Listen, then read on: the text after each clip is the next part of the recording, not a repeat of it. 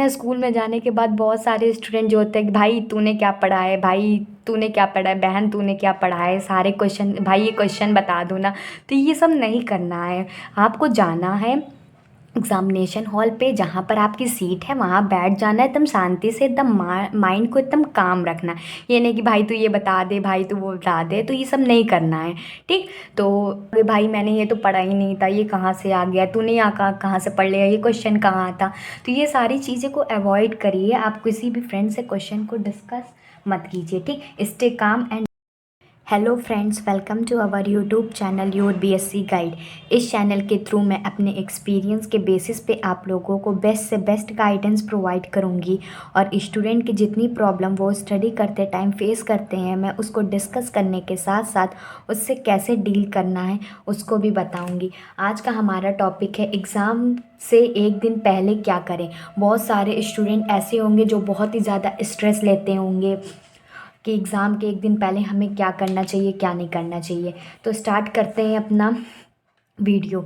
Student 1 और student 2 मैंने लिख दिया है।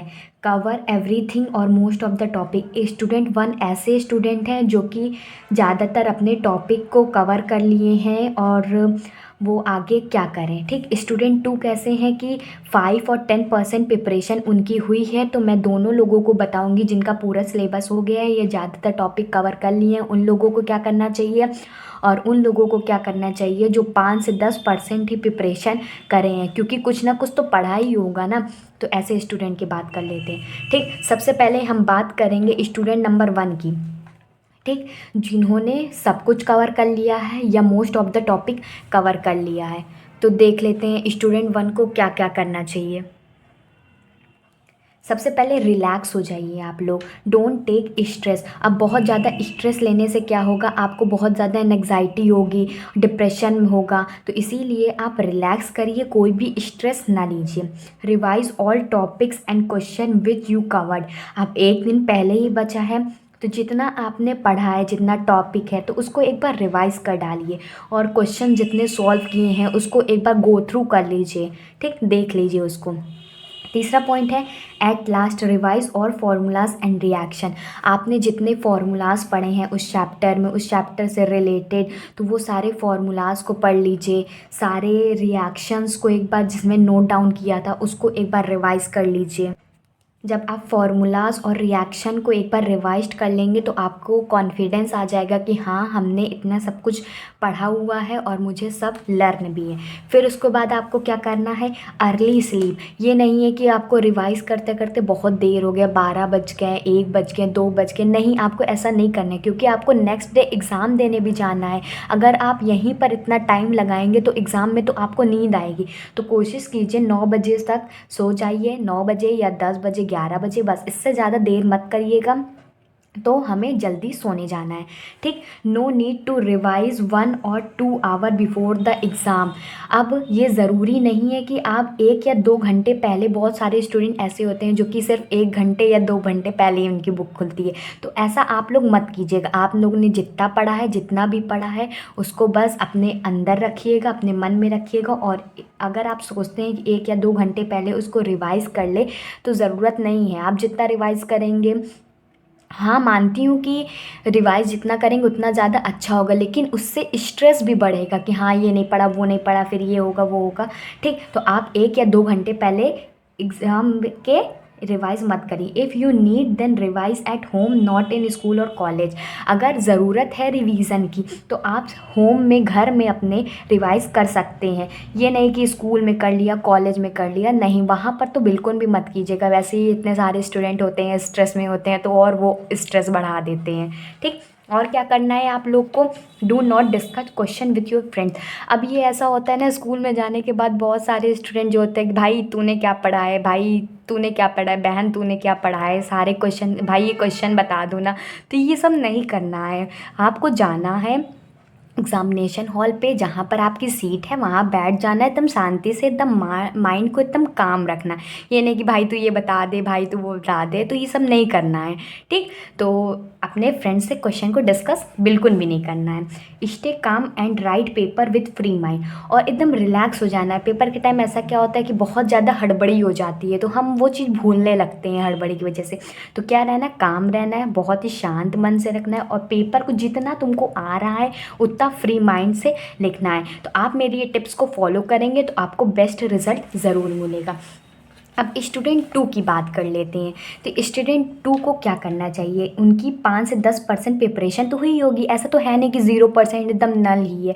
कुछ ना कुछ तो पढ़ा ही होगा, सिलेबस ही पता होगा, उसका टॉपिक ही पता होगा। ठीक, अगर आप लोग को बीएससी का चाहिए तो मेरे चैनल पे ऑल्सो प्रोवाइड है। ठीक, तो उन लोगों को क्या करना चाहिए, पहले तो उन लोग को भी रिलैक्स करना चाहिए। ऐसा नहीं है कि आप लोग को बहुत ज़्यादा स्ट्रेस लेना है। तो पहले अगर आप जितना ज़्यादा स्ट्रेस लेंगे उतनी ज़्यादा आपको टेंशन होगी, एंग्जाइटी होगा, डिप्रेशन होगा। तो आप करिए, आपने 5 से 10% ही पढ़ा है तो पहले आप रिलैक्स हो जाइए। आपके पास टाइम है एक दिन। ठीक, एग्ज़ाम से पहले एक दिन रहता है, तो उसमें आप लोगों को क्या क्या करना है, सिलेबस सबसे इम्पॉर्टेंट चीज़ है। आपको सिलेबस तो इतने टाइम में पता हो ही गया होगा, तो आपको एक टाइम पे सिलेबस को अपने पास रख लेना है। ठीक, उसको देखिए, उसमें मोस्ट इम्पॉर्टेंट यूनिट, चैप्टर और सब टॉपिक्स, उसमें कौन कौन सा यूनिट मोस्ट इम्पॉर्टेंट है उसको टिक लगा लीजिए। आप मेरे चैनल पे वीडियोस भी देख सकते हैं, मैंने आप लोगों को बताया है कौन कौन सा वीडियो, कौन कौन सा टॉपिक मोस्ट इम्पॉर्टेंट, कौन कौन सा चैप्टर मोस्ट इम्पॉर्टेंट है, तो वहाँ से भी आप देख सकते हैं। ठीक, ये स्टूडेंट 1 वालों के लिए भी हैं तो वो भी देख सकते हैं। और मोस्ट इम्पॉर्टेंट यूनिट्स और चैप्टर और सब टॉपिक्स का टिक लगा लिया सिलेबस में। ठीक, उसको सिलेबस को सामने रखिए। फिर उसके बाद प्रीवियस ईयर पेपर सॉल्व। अब जितना हो सके आप लोग ये कोशिश कीजिए कि जितने ज़्यादा प्रीवियस ईयर क्वेश्चंस मिले, क्योंकि ऐसा होता है कि जो रिपीटेड क्वेश्चन होते हैं वो आते ही आते हैं, चाहे आप जो भी कर लीजिए वो रिपीटेड क्वेश्चन आते हैं एग्ज़ाम में। तो आप प्रीवियस ईयर क्वेश्चन को सॉल्व कीजिए। फिर क्या करना है आप लोगों को, लर्न और try to understand the real concept of question. ये नहीं कि क्वेश्चन को याद करने बैठ गया, पूरा रटे जा रहे हैं, पूरा दिन वहीं में बर्बाद करें, नहीं, ऐसा आप मत कीजिए। ऐसा आप करेंगे तो सिर्फ एक ही दिन आपको लग जाएगा एक ही क्वेश्चन में। तो आप उसके कॉन्सेप्ट को समझिए कि ये क्वेश्चन क्या कह रहा है, इससे रिलेटेड हमें क्या लिखना है। चाहे तो आप हिंदी में वहाँ पर लिख लीजिए कि ये क्वेश्चन में क्या क्या है, फिर उसको इंग्लिश में कन्वर्ट कर लीजिए। अगर हिंदी में है तो अच्छी बात है, इंग्लिश में कन्वर्ट करना है तो इंग्लिश में कर सकते हैं। ठीक, तो आप ये करिए। ये सारी टिप्स आपको बहुत ही ज़्यादा हेल्पफुल लगेगी, क्योंकि एक्सपीरियंस के बेसिस पे है, मैंने आप लोगों को पहले ही बता दिया है। ठीक, नेक्स्ट पॉइंट है मेक शॉर्ट नोट और फॉर्मूलाज ऑफ रिएक्शन। अब आप लोग जितने भी क्वेश्चंस करें हैं आप लोग, उसमें कुछ फॉर्मूलाज होंगे, कुछ रिएक्शंस होंगे, तो उसको एक अलग से पेज में उसको नोट डाउन कर लीजिए कि एग्ज़ाम से पहले जब आपको मतलब 1 आवर 2 आवर पहले ही रिवाइज़ करना हुआ तो आप उसको रिवाइज़ कर लेंगे, तो उससे आपको क्वेश्चन भी याद हो जाएगा और आपके लिए बेनिफिशियल होगा। ठीक, नेक्स्ट पॉइंट देख लेते हैं, practice only most expected question और प्रीवियस ईयर पेपर। सिर्फ उन्हीं क्वेश्चन को प्रैक्टिस कीजिए जो एग्ज़ाम के पॉइंट ऑफ व्यू से मोस्ट इम्पॉर्टेंट हैं। तो ठीक, प्रीवियस ईयर क्वेश्चंस कीजिए। मोस्ट एक्सपेक्टेड क्वेश्चन मेरे चैनल पे भी प्रोवाइड है, तो आप वहाँ से जा कर के देख सकते हैं। ठीक, तो कोशिश कीजिए कि आप प्रीवियस ईयर क्वेश्चन को ज़्यादा सॉल्व करें, PYQs को करें, सॉल्व एग्जाम्पल्स को करें, तो इससे आपको एक आइडिया मिलेगा कि क्वेश्चन कैसे ज़्यादा पूछा जाता है। और मोस्ट रिपीटेड क्वेश्चन तो आना ही आना होता है, क्योंकि वो इम्पॉर्टेंट ही होते हैं। ठीक, फिर क्या है, try to finish early and then sleep. जैसे कि मैंने स्टूडेंट 1 वालों को बताया कि आप लोगों को जल्दी सोना है। ये नहीं कि आप पूरा रात पढ़ ही रहे हैं, कल पेपर है तो पढ़ रहे हैं, 12 बज गए, 1 बज गए, 2 बज गए, नहीं, ऐसा आपको नहीं करना है। मैंने आपको सबसे पहले ही बता दिया था कि आप रिलैक्स हो जाइए। आप जितना ज़्यादा रिलैक्स रहेंगे उतना ज़्यादा अच्छे से पेपर दे पाएंगे। तो आप जितना पढ़ना था इतने टिप्स को फॉलो कर लीजिए मेरी, फिर उसके बाद जल्दी सो जाइए, कोशिश कीजिए।